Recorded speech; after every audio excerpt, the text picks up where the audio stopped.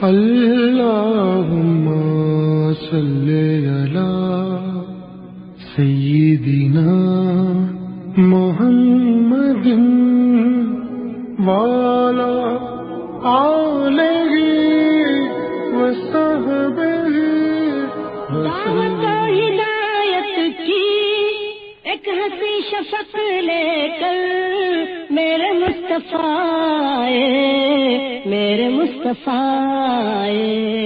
کفر کے اندھیروں میں نور کا طبق لے کر میرے مصطفیٰ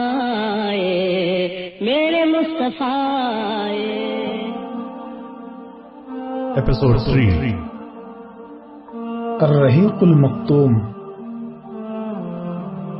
بقیہ عرب کی سرداریاں۔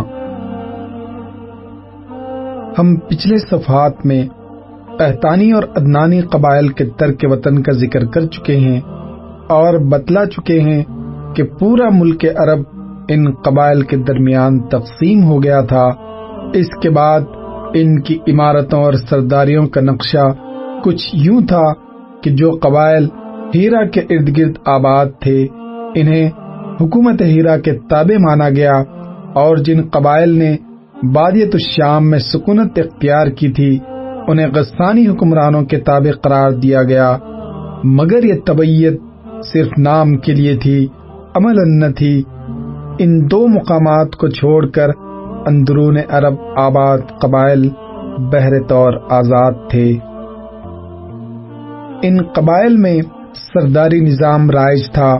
قبیلے خود اپنا سردار مقرر کرتے تھے اور ان سرداروں کے لیے ان کا قبیلہ ایک مختصر سی حکومت ہوا کرتا۔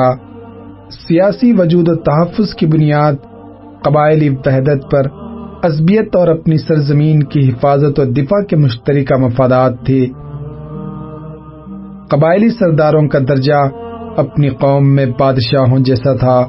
قبیلہ صلح و جنگ میں بہرحال اپنے سردار کے فیصلے کے تابع ہوتا اور کسی حال میں الگ تھلگ نہیں رہ سکتا تھا۔ سردار کو وہی مطلق العنانی اور استبداد حاصل تھا جو کسی ڈکٹیٹر کو حاصل ہوا کرتا ہے، حتیٰ کہ بعض سرداروں کا یہ حال تھا کہ اگر وہ بگڑ جاتے تو ہزاروں تلواریں یہ پوچھے بغیر بے نیام ہو جاتی کہ سردار کے غصے کا سبب کیا ہے۔ تاہم چونکہ ایک ہی کنبے کے چچیرے بھائیوں میں سرداری کے لیے کشاکش بھی ہوا کرتی، اس لیے اس کا اقتضا تھا کہ سردار اپنے قبائلی عوام کے ساتھ رواداری برتتے، خوب مال خرچ کرتے، مہمان نوازی میں پیش رہتے، کرم و بردباری سے کام لیتے، شجاعت کا عملی مظاہرہ کرتے اور غیر تمندانہ امور کی طرف سے دفاع کرتے، تاکہ لوگوں کی نظر میں عموماً اور شورا کی نظر میں خصوصاً خوبی و کمالات کا جامع بن جائے، اور اس طرح سردار اپنے مد مقابل حضرات سے بلند و بالا درجہ حاصل کرتے۔ سرداروں کے کچھ مخصوص اور امتیازی حقوق بھی ہوا کرتے، جنہیں ایک شاعر نے یوں بیان کیا: ہمارے درمیان تمہارے لیے مال غنیمت کا چوتھائی ہے، اور منتخب مال اور وہ مال ہے جس کا تم فیصلہ کر دو، اور جو سرے راہ ہاتھ آ جائے اور جو تقسیم سے بچ رہے۔ سیاسی حالت۔ جزیرت العرب کی حکومت اور حکمرانوں کا ذکر ہو چکا، بجا نہ ہوگا کہ اب ان کے کسی قدر سیاسی حالات بھی ذکر کر دیے جائیں۔ جزیرت العرب کے وہ تینوں سرحدی علاقے جو غیر ممالک کے پڑوس میں پڑتے تھے، ان کی سیاسی حالت سخت اضطراب و انتشار اور انتہائی زوال و انحطاط کا شکار تھی۔ انسان مالک اور غلام یا حاکم اور محکوم کے دو طبقوں میں بٹا ہوا تھا۔ سارے فوائد سربراہوں اور خصوصاً غیر ملکی سربراہوں کو حاصل تھے اور سارا بوجھ غلاموں کے سر تھا۔ اسے زیادہ واضح الفاظ میں یوں کہا جا سکتا ہے کہ رعایا در حقیقت ایک کھیتی تھی جو حکومت کے لیے محاصل اور آمدنی فراہم کرتی، اور حکومتیں اسے لذتوں، شہوتوں عیش رانی اور ظلم و جور کے لیے استعمال کرتی۔ عوام اپنی تاریکی میں ہاتھ پاؤں مار رہے تھے اور ان پر ہر طرف سے ظلم کی بارش ہو رہی تھی، مگر وہ حرف شکایت زبان پر نہ لا سکتے، بلکہ ضروری تھا کہ طرح طرح کی ذلت و رسوائی اور ظلم و چیرہ دستی برداشت کریں اور زبان بند رکھیں، اور وہاں انسانی حقوق نام کی کسی چیز کا کہیں کوئی وجود نہ تھا۔ ان علاقوں کے پڑوس میں رہنے والے قبائل تذبذب کا شکار تھے، انہیں اغراض و خواہشات ادھر سے ادھر اور ادھر سے ادھر پھینکتی رہتی تھی۔ کبھی وہ عراقیوں کے ہم نوا ہو جاتے اور کبھی شامیوں کی سر میں سر ملاتے۔ جو قبائل اندرون عرب آباد تھے ان کے بھی جوڑ ڈھیلے اور شیرازہ منتشر تھا۔ ہر طرف قبائلی جھگڑوں، نسلی فسادات اور مذہبی اختلافات کی گرم بازاری تھی، جس میں ہر قبیلے کے افراد بہر صورت اپنے اپنے قبیلے کا ساتھ دیتے تھے، خواہ وہ حق پر ہوں یا باطل۔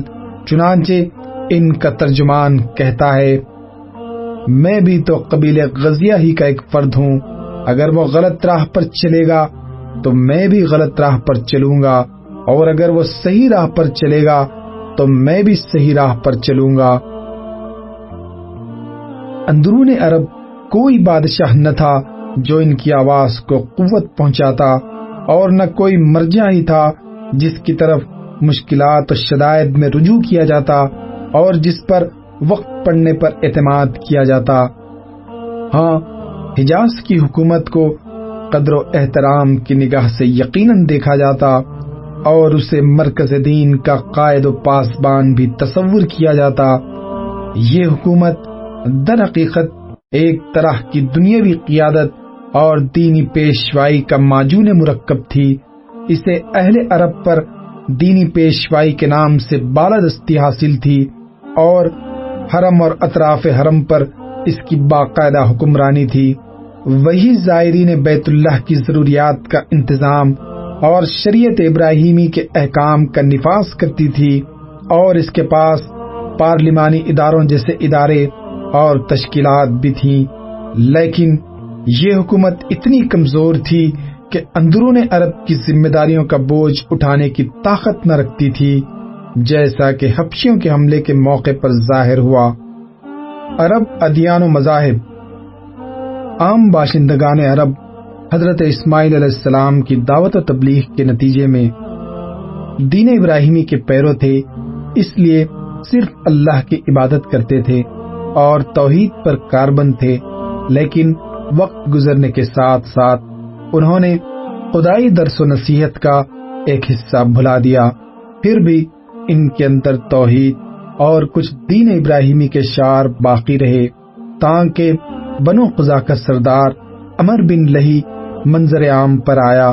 اس کی نشو نما بڑی نیکوکاری، صدقہ و خیرات اور دینی امور سے گہری دلچسپی پر ہوئی تھی، اس لیے لوگوں نے اسے محبت کی نظر سے دیکھا اور اسے اکابر علماء اور افاضل اولیاء میں سے سمجھ کر اس کی پیروی کی۔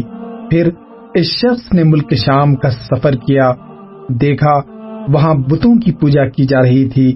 اس نے سمجھا کہ یہ بھی بہتر اور برحق ہے، کیونکہ ملک شام پیغمبروں کی سرزمین اور آسمانی کتابوں کی نزول گاہ تھی۔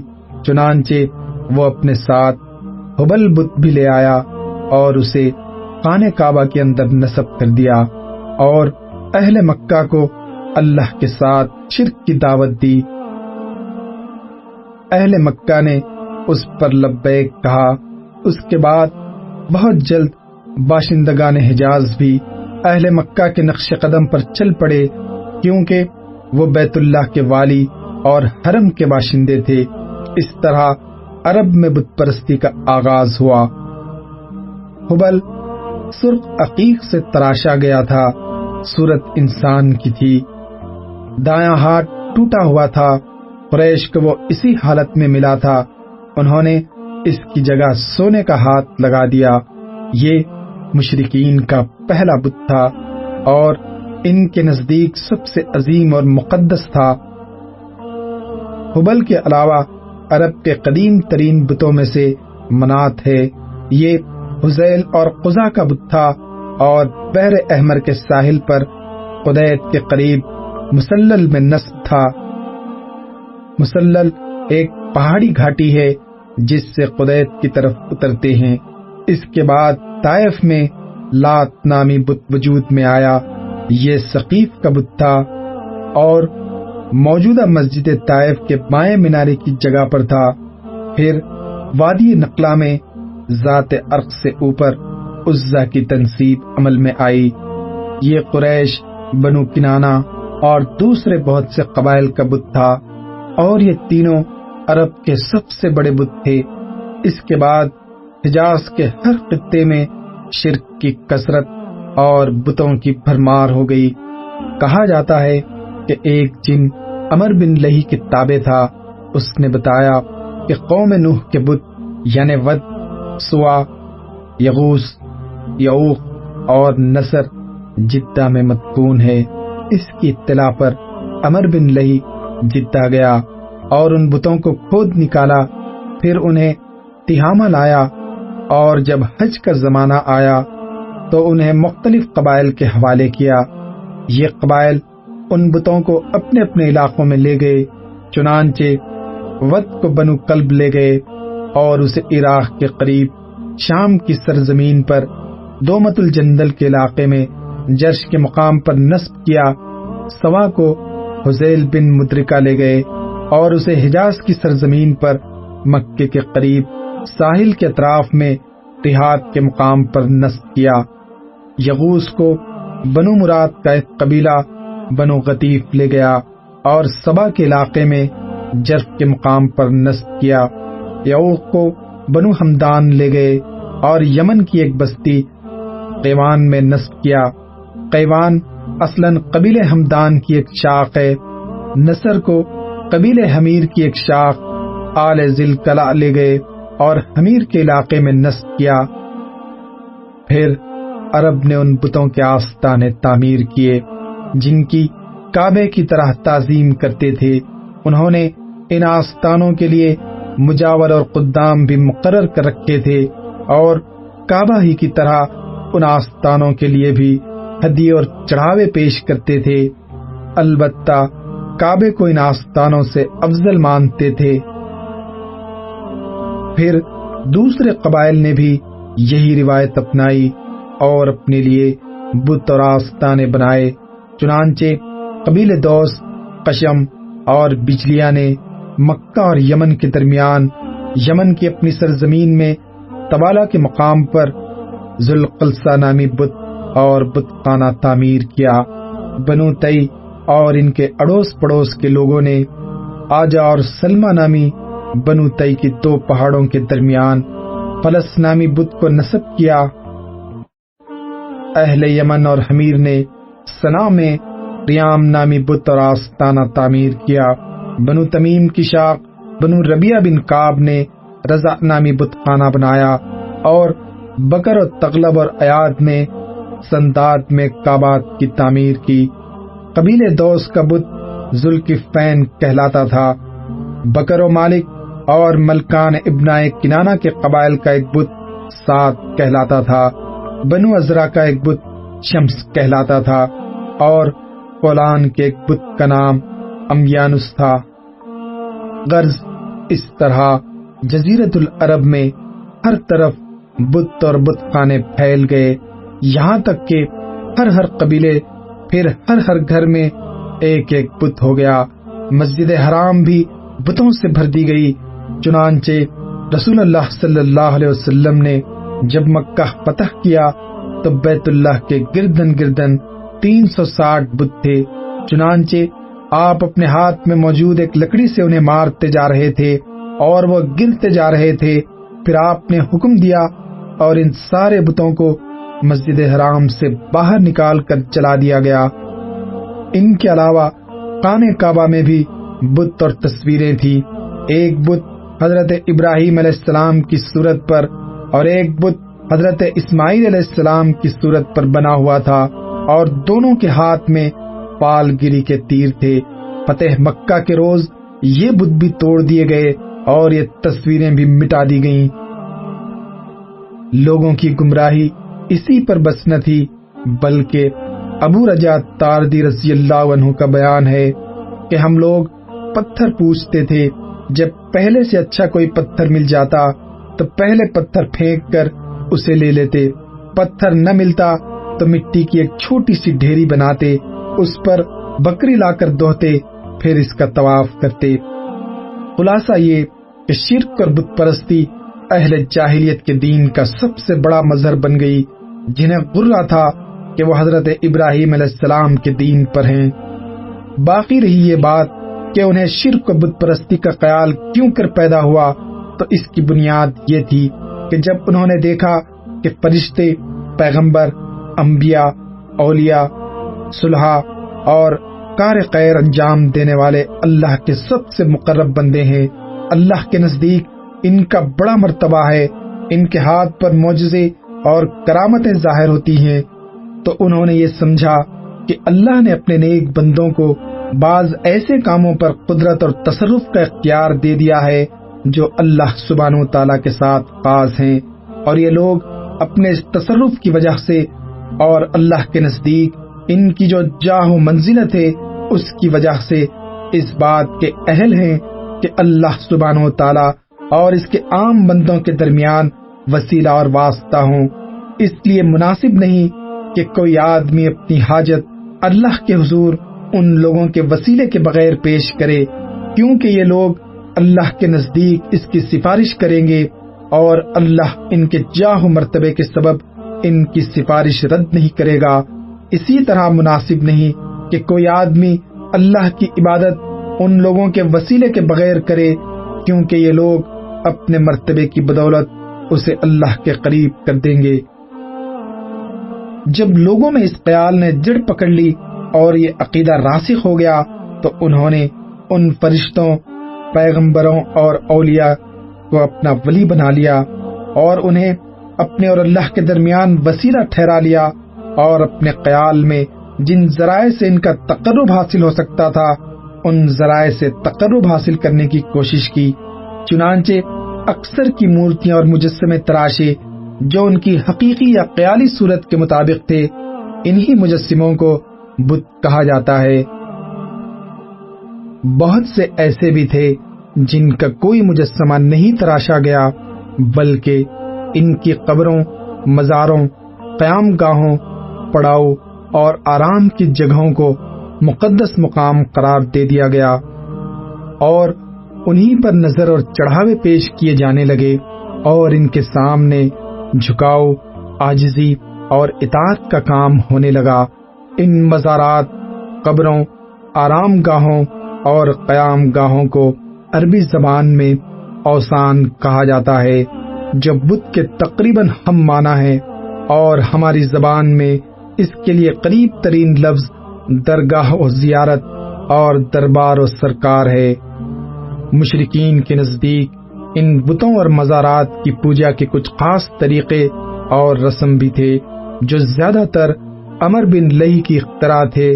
اہل جاہلیت سمجھتے تھے کہ عمر بن لہی کی اختراعات دین ابراہیمی میں تبدیلی نہیں بلکہ بدعت حسنہ ہے۔ ذیل میں ہم اہل جاہلیت کے اندر رائج بت پرستی کے چند اہم مراسم کا ذکر کر رہے ہیں۔ نمبر 1، دور جاہلیت کے مشرکین بتوں کے پاس مجاور بن کر بیٹھتے تھے، ان کی پناہ ڈھونڈتے تھے، انہیں زور زور سے پکارتے تھے اور حاجت روائی و مشکل کشائی کے لیے ان سے فریاد اور التجائیں کرتے تھے، اور سمجھتے تھے کہ وہ اللہ سے سفارش کر کے ہماری مراد پوری کرا دیں گے۔ نمبر 2، بتوں کا حج و طواف کرتے تھے، ان کے سامنے عز و نیاز سے پیش آتے تھے اور انہیں سجدہ کرتے تھے۔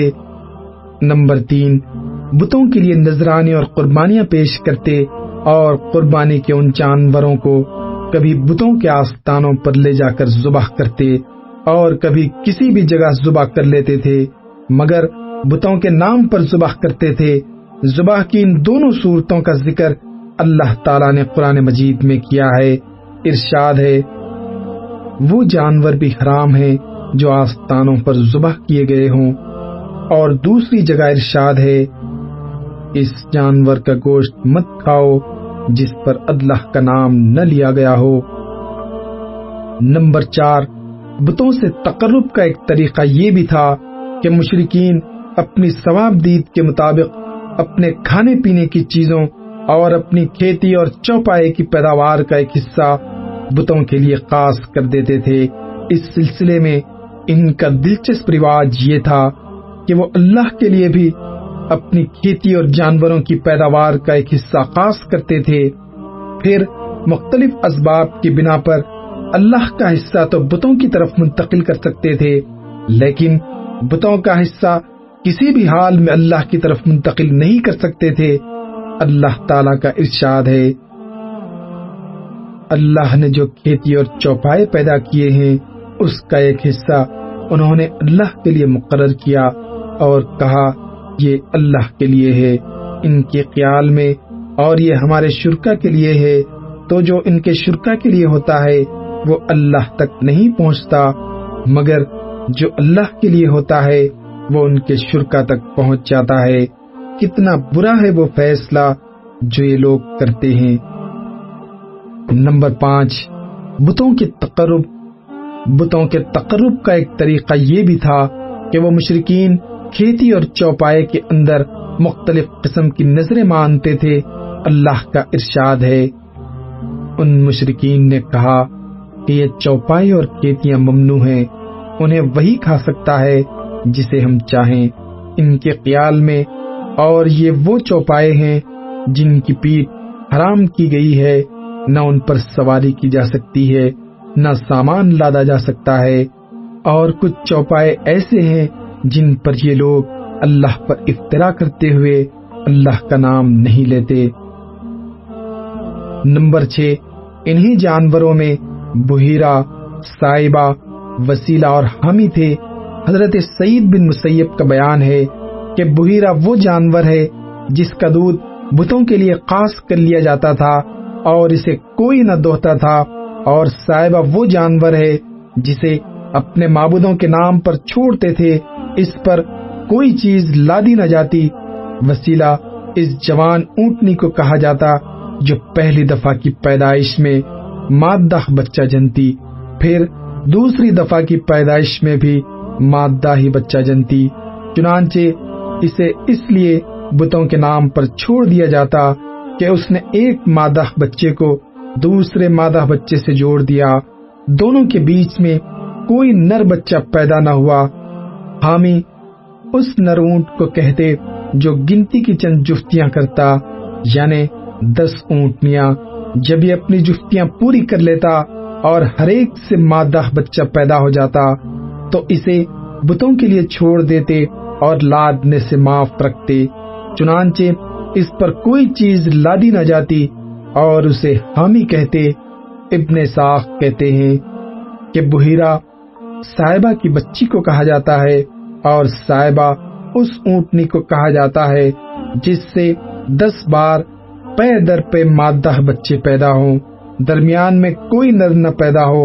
ایسی اونٹنی کو آزاد چھوڑ دیا جاتا، اس پر سواری نہیں کی جاتی، اس کے بال نہیں کاٹے جاتے اور مہمان کے سوا کوئی اس کا دودھ نہیں پیتا۔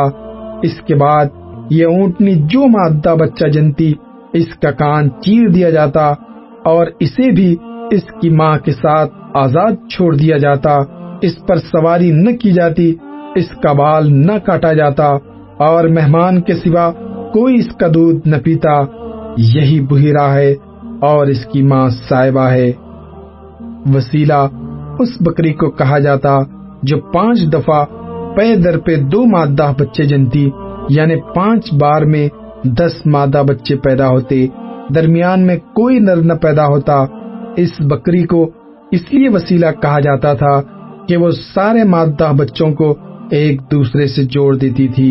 اس کے بعد اس بکری سے جو بچے پیدا ہوتے انہیں صرف مرد کھا سکتے تھے، عورتیں نہیں کھا سکتی تھیں۔ البتہ اگر کوئی بچہ مردہ پیدا ہوتا تو اس کو مرد و عورت سبھی کھا سکتے تھے۔ حامی اس نر اونٹ کو کہتے تھے جس کی جفتی سے پے در پہ 10 مادہ بچے پیدا ہوتے، درمیان میں کوئی نر نہ پیدا ہوتا، ایسے اونٹ کی پیٹھ محفوظ کر دی جاتی، نہ اس پر سواری کی جاتی، نہ اس کا بال کاٹا جاتا، بلکہ اسے اونٹوں کے ریوڑ میں جفتی کے لیے آزاد چھوڑ دیا جاتا، اور اس کے سوا اس سے کوئی دوسرا فائدہ نہ اٹھایا جاتا۔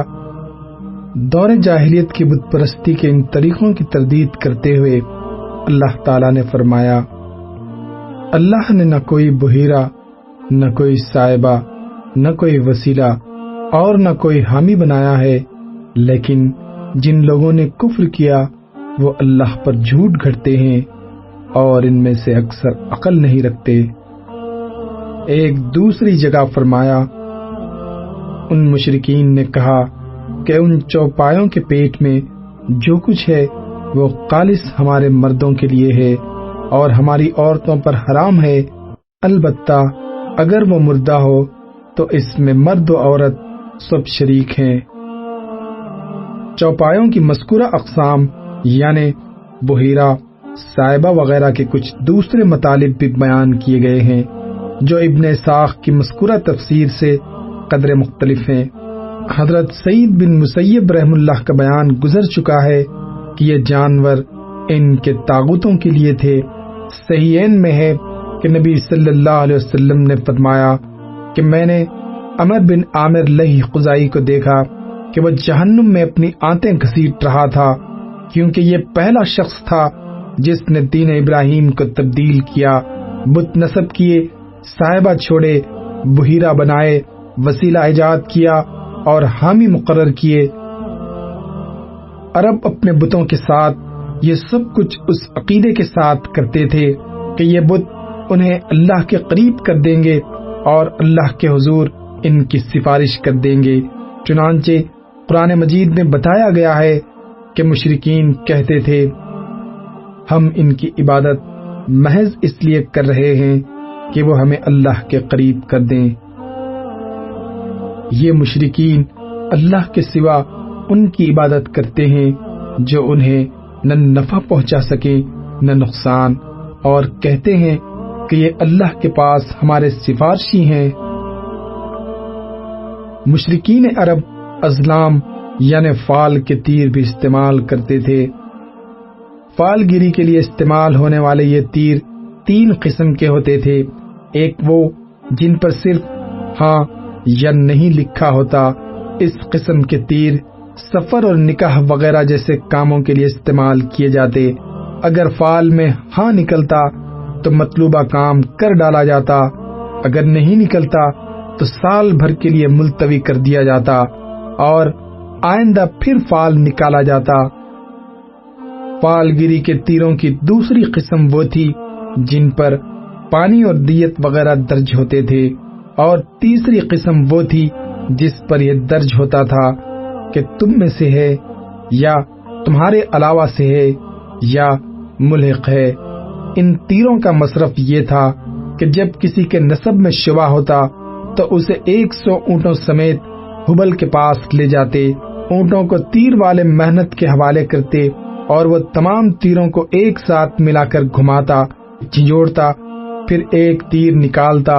اب اگر یہ نکلتا کہ تم میں سے ہے تو وہ ان کے قبیلے کا ایک معزز فرد قرار پاتا، اور اگر یہ برآمد ہوتا کہ تمہارے غیر سے ہے تو حلیف قرار پاتا، اور اگر یہ نکلتا کہ ملحق ہے تو ان کے اندر اپنی حیثیت پر برقرار رہتا، نہ قبیلے کا فرد مانا جاتا نہ حلیف۔ اسی سے ملتا جلتا ایک رواج مشرکین میں جوا کھیلنے اور جوئے کے تیر استعمال کرنے کا تھا۔ اسی تیر کی نشاندہی پر وہ جوئے کا اونٹ ذبح کر کے اس کا گوشت بانٹتے تھے۔ اس کا طریقہ یہ تھا کہ جوا کھیلنے والے ایک اونٹ ادھار خریدتے اور ذبح کر کے اسے 10 یا 28 حصوں میں تقسیم کرتے، پھر تیروں سے قرعہ اندازی کرتے۔ کسی تیر پر جیت کا نشان بنا ہوتا اور کوئی تیر بے نشان ہوتا۔ جس کے نام پر جیت کے نشان والا تیر نکلتا وہ تو کامیاب مانا جاتا اور اپنا حصہ لیتا، اور جس کے نام پر بے نشان تیر نکلتا اسے قیمت دینی پڑتی۔ مشرکین عرب کاہنوں، عرافوں اور نجومیوں کی قبروں پر بھی ایمان رکھتے تھے۔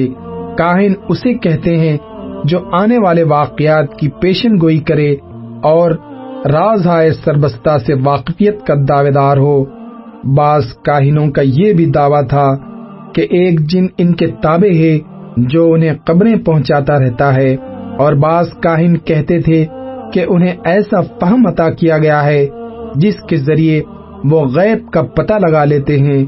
بعض اس بات کے مدعی تھے کہ جو آدمی ان سے کوئی بات پوچھنے آتا ہے اس کے قول و فعل سے یا اس کی حالت سے کچھ مقدمات اور اسباب کے ذریعے وہ جائے واردات کا پتہ لگا لیتے ہیں۔ اس قسم کے آدمی کو عراف کہا جاتا تھا۔ مثلاً وہ شخص جو چوری کے مال، چوری کی جگہ اور گمشدہ جانوروں وغیرہ کا پتہ ٹھکانہ بتاتا۔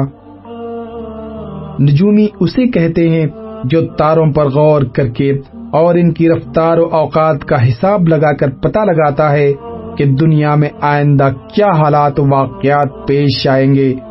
ان نجومیوں کی قبروں کو ماننا در حقیقت تاروں پر ایمان لانا ہے، اور تاروں پر ایمان لانے کی ایک صورت یہ بھی تھی کہ مشرکین عرب نچتروں پر ایمان رکھتے تھے اور کہتے تھے کہ ہم پر فلاں اور فلاں نچتر سے بارش ہوئی ہے۔ مشرکین میں بدشگونی کا بھی رواج تھا، اسے عربی میں تیرہ کہتے ہیں۔ اس کی صورت یہ تھی کہ مشرکین کسی چڑیا یا ہرن کے پاس جا کر اسے بھگاتے تھے، پھر اگر وہ داہنے جانب بھاگتا تو اسے اچھائی اور کامیابی کی علامت سمجھ کر اپنا کام کر گزرتے، اور اگر بائیں جانب بھاگتا تو اسے نحوست کی علامت سمجھ کر اپنے کام سے باز رہتے۔ اسی طرح اگر کوئی چڑیا یا جانور راستہ کاٹ دیتا تو اسے بھی منحوس سمجھتے۔ اسی سے ملتی جلتی ایک حرکت یہ بھی تھی کہ مشرکین خرگوش کے ٹکنے کی ہڈی لٹکاتے تھے، اور بعض دنوں، مہینوں، جانوروں، گھروں اور عورتوں کو منحوس سمجھتے تھے، بیماریوں کی چھوت کے قائل تھے، اور روح کے الو بن جانے کا عقیدہ رکھتے تھے۔ یعنی ان کا عقیدہ تھا کہ جب تک مقتول کا بدلہ نہ لیا جائے اس کو سکون نہیں ملتا، اور اس کی روح الو بن کر بیابانوں میں گردش کرتی رہتی ہے، اور پیاس پیاس یا مجھے پلاؤ کی صدا لگاتی رہتی ہے۔ جب اس کا بدلہ لے لیا جاتا ہے تو اسے راحت اور سکون مل جاتا ہے۔ اللہم صلی علی محمد وعلی آلہ وصحبہ وسلم۔ اللہم صلی علی پیشکش رہبر ٹی وی۔